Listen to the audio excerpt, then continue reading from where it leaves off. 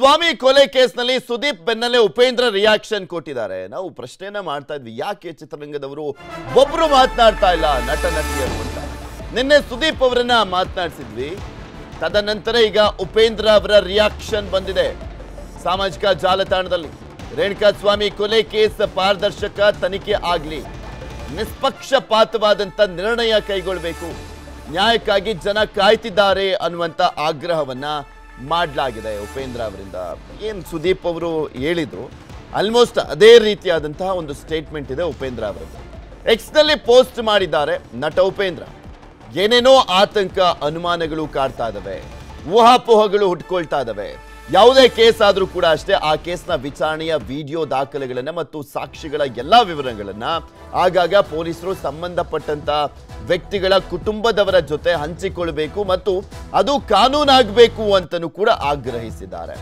ಸಾರ್ವಜನಿಕ ವ್ಯಕ್ತಿಯ ಬಗ್ಗೆ ಕೇಸ್ ಆಗಿದ್ದರೆ ಆ ಕೇಸ್ನ ವಿಚಾರಣೆಯ ವಿಡಿಯೋ ದಾಖಲೆಗಳನ್ನ ಮತ್ತು ಸಾಕ್ಷಿಗಳ ಎಲ್ಲಾ ವಿವರಗಳನ್ನ ಪೊಲೀಸರು ಆಗಾಗ ಸಾರ್ವಜನಿಕವಾಗಿ ತೆರೆದಿಡಬೇಕು. ಒಬ್ಬ ಸಾರ್ವಜನಿಕ ವ್ಯಕ್ತಿಯ ವಿಚಾರಣೆ ಸಾರ್ವಜನಿಕವಾಗಿ ಸಂಪೂರ್ಣ ಪಾರದರ್ಶಕತೆಯಿಂದ ಆಗಬೇಕು. ಸಾಕ್ಷಿ ನಾಶ, ಪ್ರಭಾವಿಗಳ ಹಸ್ತಕ್ಷೇಪ, ಭ್ರಷ್ಟಾಚಾರ ಇವಕ್ಕೆಲ್ಲ ತೆರೆ ಎಳೆದಂತಾಗುತ್ತದೆ ಅಂತ ಹೇಳಿದ್ದಾರೆ. ಡಿಪ್ಲೊಮ್ಯಾಟಿಕ್ ಆಗಿ ಮಾತನಾಡಿದ್ದಾರೆ ಉಪೇಂದ್ರ ಅವರು.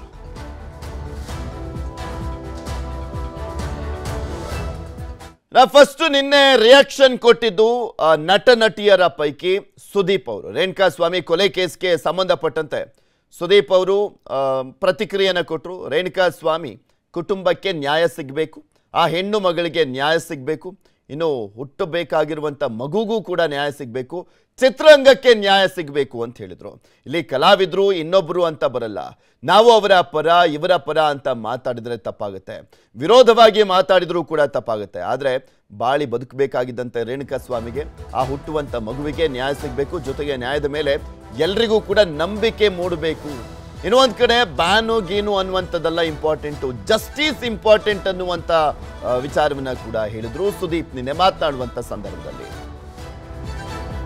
ಕಲಾವಿದರ ಹೆಸರಾಗ್ರಿ ಇನ್ನೊಬ್ಬರ ಹೆಸರು ಬರಲ್ಲ ಸರ್. ಇಲ್ಲಿ ನನಗೆ ಬರೋದೇನಂತಂದ್ರೆ, ನಾವು ಅವ್ರ ಪರ ಇವ್ರ ಪರ ಅಂತ ಮಾತಾಡೋದು ತಪ್ಪಾಗುತ್ತೆ, ವಿರುದ್ಧವಾಗಿ ಮಾತಾಡೋದು ತಪ್ಪಾಗುತ್ತೆ.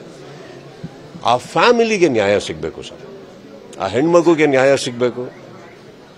ಎಲ್ಲೋ ಪಾಪ ಓಡಾಡ್ಕೊಂಡು ಆ ರಸ್ತೆಲ್ಲ ಹತ್ರ ಬಿದ್ದಿದ್ರಲ್ಲ, ಬಾಳ್ ಬದುಕಬೇಕಾದ ರೇಣುಕಾಸ್ವಾಮಿ ಅವರು, ಅವ್ರಿಗೆ ನ್ಯಾಯ ಸಿಗಬೇಕು. ಹುಟ್ಟಬೇಕಾಗಿರೋ ಆ ಮಗುಗೆ ನ್ಯಾಯ ಸಿಗಬೇಕು. ಎಲ್ಲದಕ್ಕಿಂತ ಹೆಚ್ಚಾಗಿ ನ್ಯಾಯದ ಮೇಲೆ ಎಲ್ಲರಿಗೂ ಒಂದು ನಂಬಿಕೆ ಹುಟ್ಟಬೇಕು. ಅಂದಮೇಲೆ ಇದಕ್ಕೆ ಒಂದು ಒಳ್ಳೆ ನ್ಯಾಯ ಆಗಬೇಕು.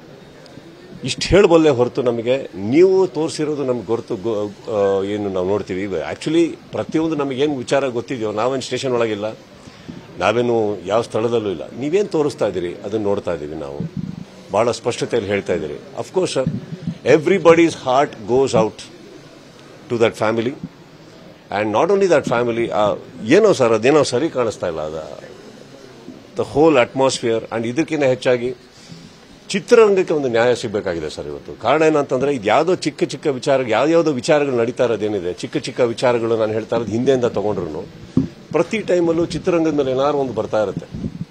ಜನ ಬರಲಿಲ್ಲ ಅಂದ್ರೆ ಚಿತ್ರರಂಗ, ಸಿನಿಮಾ ಚೆನ್ನಾಗಿಲ್ಲ ಅಂದ್ರೆ ಚಿತ್ರರಂಗ, ಅದಕ್ಕೇನೆ ಎಲ್ಲಾದು ಇವಾಗ ನಡೀತಾ ಇರೋ ಸಿಚುವೇಶನ್ ನೋಡಕ್ ಹೋದ್ರೆ ಐ ಥಿಂಕ್ ಚಿತ್ರರಂಗಕ್ಕೆ ಒಂದು ಕ್ಲೀನ್ ಚಿಟ್ ಬೇಕಾಗಿದೆ ಇವತ್ತು. ಕಲಾವಿದರು ಪ್ರತಿಯೊಬ್ಬರು ಇಲ್ಲಿ ತುಂಬಾ ಜನ ಇದ್ದಾರೆ. ಚಿತ್ರರಂಗ ಅಂದ್ರೆ ಒಬ್ಬರಿಬ್ಬರಿಂದ ಅಲ್ಲ.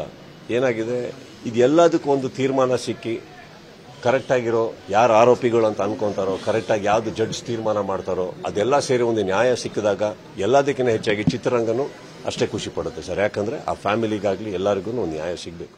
ಕನ್ನಡಿಗರ ಮೆಚ್ಚಿನ ನಿಮ್ಮ ನ್ಯೂಸ್ 18 ಕನ್ನಡ ಈಗ ವಾಟ್ಸ್ಆಪ್ನಲ್ಲಿಯೂ ಲಭ್ಯ.